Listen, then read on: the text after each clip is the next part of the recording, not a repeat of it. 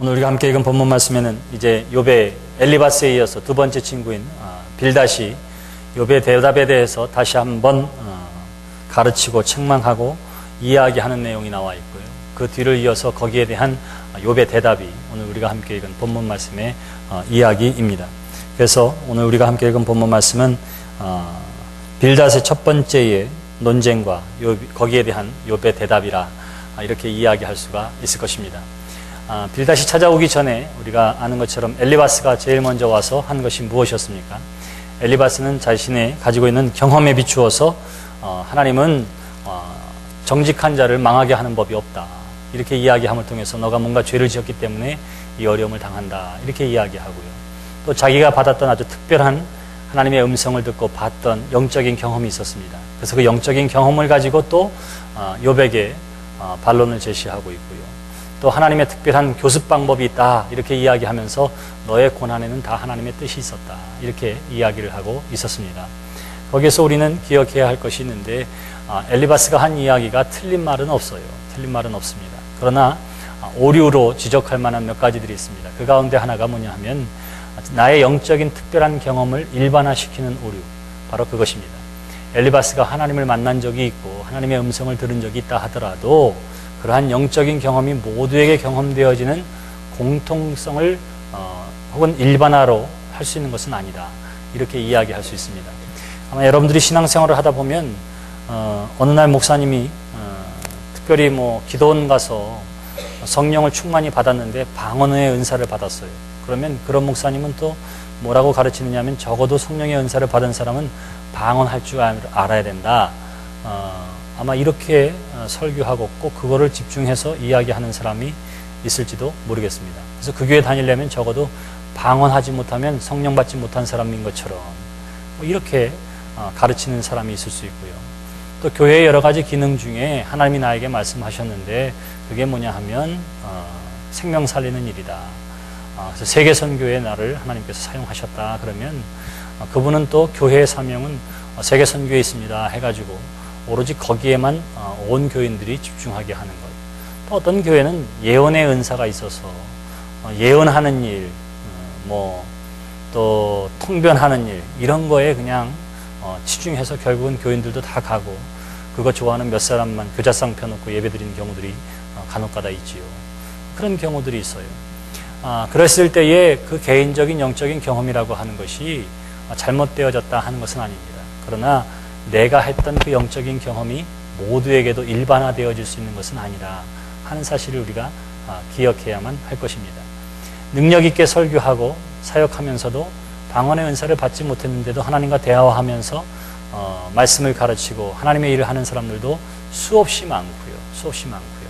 특별한 예언의 은사가 없다 하더라도 말씀을 통해서 미래를 바라보고 하나님의 계획하심을 발견하면서 나아가는 사람들도 얼마나 많이 있는지 몰라요. 그런데 내가 경험한 것만이 전부인 것처럼 그리고 그것을 일반화했을 때에 다른 사람들로 하여금 하나님의 모습 또 하나님의 능력을 어느 한 가지만 보게 하는 그러한 오류를 범할 수가 있습니다. 또 이런 것도 있어요. 내가 육신의 질병 가운데 치유받는 그러한 은혜를 경험했어요. 하나님은 모든 질병을 치료하시는 여호와 라파 능력의 하나님입니다. 내가 그것을 직접 경험한 사람은 아픈 사람들만 보면 다 뭐라 그러냐면 기도하면 다 나을 수 있다고 그래요. 기도하면 다 할 수 있다. 하나님이 그에게 신유의 은사까지 주었다면 그건 더 큰 난리예요. 왜냐하면 와서 기도받으라고 얘기하고 그리고 그것이 전부라고 그게 안 되면 네 믿음이 부족해서 그렇다고 얘기하고 그렇게 되는 거예요. 근데 하나님은 어떻게 하느냐 하면 바울의 경우를 보세요. 사도 바울은 작정해서 3번이나 기도했지만 자신의 몸에 있는 질병을 하나님께서 거두어가지 않으셨습니다. 하나님은 능력의 하나님이시고 하나님이 사도 바울에게 능력을 주셨습니다. 그래서 죽은 자를 살리는 일들도 하게 하고 그랬음에도 불구하고 자기 머리에 자기가 안수하면 될 것 같은데 작정해서 기도했는데도 질병이 낫지를 않아요. 그럼 그것을 어떻게 설명하겠습니까? 거기에는 치료되어지는 것만이 하나님의 은혜와 능력이 아니라고 하는 사실을 우리에게 가르쳐주고 있는 것입니다. 그랬는데 혈루병 앓던 여인이 예를 들어서 사도 바울을 만났어요. 지가 지병도 치료 못하는 게 무슨 전도자냐. 그 사람은 그렇게 얘기할 수 있습니다. 왜? 나는 그렇게 오랜 세월을 병을 앓았는데 예수님이 나를 고쳐주셨는데 예수님을 믿으면 적어도 그런 능력과 은혜를 경험해야 되는데 자기가 자기 병도 못 고치는 게 무슨 전도자고 또 하나님의 종이라고 얘기할 수 있느냐. 만일 그 사람이 그렇게 이야기한다면 그는 뭐예요? 그건 오류다. 이렇게 이야기했어요. 치료받는 것, 치료하시는 하나님이신 것은 맞지만 그러나 모든 사람들을 다 치료함을 통해서 하나님의 은혜와 능력을 경험시키는 것이 하나님의 방법은 아니라고 하는 사실을 모르는 거예요. 근데 그 요백에 왔던 그 첫 번째 가장 큰 연장자여 지혜자였던 엘리바스는 어떻게 하느냐면 자신이 가졌던 그 신령한 하나님의 체험의 경험을 일반화시키는, 그래서 내가 경험되어진 바에 의하면 너도 그래야 돼. 요백에 그렇게 이야기를 하고 있는 거예요. 있는 거. 그러니까 차라리 은사를 받지 못한 사람은 말썽을 일으키지 않는데 뭔가 좀 받았다고 하는 사람들이 꼭 문제.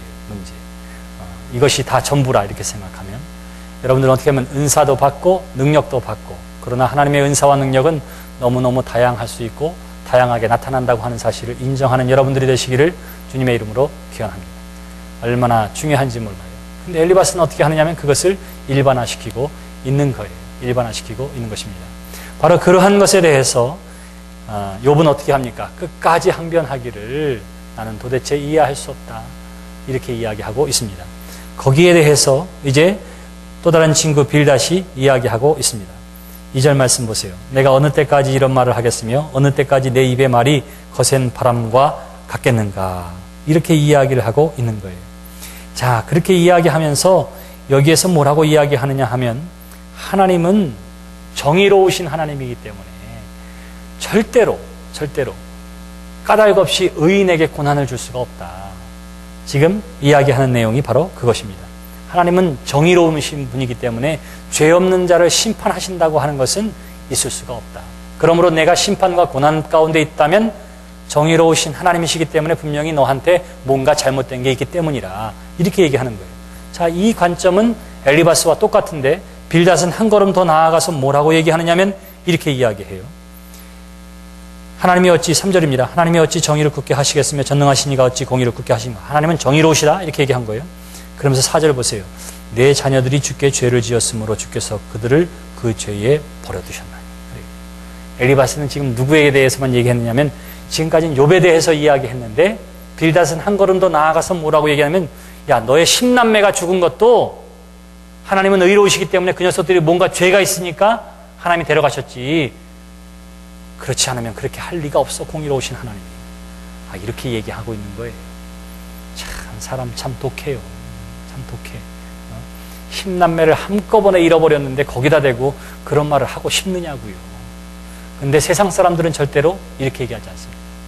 세상 사람들은, 하나님을 모르는 사람들은 절대로 이런 방식으로 얘기하지 않아요. 왜? 관심이 없어요. 일단은. 왜 죽었는지에 대해서. 죽은 것 자체가 슬픈 뿐이지. 근데 이 빌닷은 어떻게 하느냐면 이것을 신학적으로 해석하려고 하다 보니까 자식 10남매를 한꺼번에 잃은 욥에게 이야기하기를 야, 내 자식이 죽은 것들 다 하나님이 이유가 있어서 죽게 한 거야. 하나님이 죄인 아닌 것을 심판하신다면 의로운 분이 아니시지. 공의로우신 하나님이시기 때문에 내 자녀들이 그렇게 죽었다면 저들이 분명히 죄를 지었기 때문이라. 이렇게 이야기하고 있는 거예요. 자, 믿음의 사람이 사람들에게 더 큰 상처와 아픔을 줄 수 있는 이유가 바로 여기에 있는 거예요. 여기에 있습니다. 이런 이야기를 듣는 욥의 마음이 어떠했을까요? 나 한 사람에 대해서 이야기하는 것이 아니라 이제는 그의 자식들까지도 정죄하는 모습을 우리가 보고 있는 것입니다. 그러면서 5절부터 7절까지 보면 해결책을 제시해요. 우리가 신방 가면 이런 이야기 들으면 되게 좋아하죠. 목사님들도 자주 신방 가서 인용한 성경 구절이에요. 5절부터 7절 말씀 보겠습니다. 내가 만일 하나님을 찾으며 전능하신 이에게 간구하고 또 청결하고 정직하면 반드시 너를 돌보시고 내 의로운 처소를 평안하게 하실 것이라. 내 시작은 미약하였으나 내 나중은 심히 창대하리라. 읽는 것만으로도 은혜예요. 읽는 것만으로도 복의 선언이에요. 왜?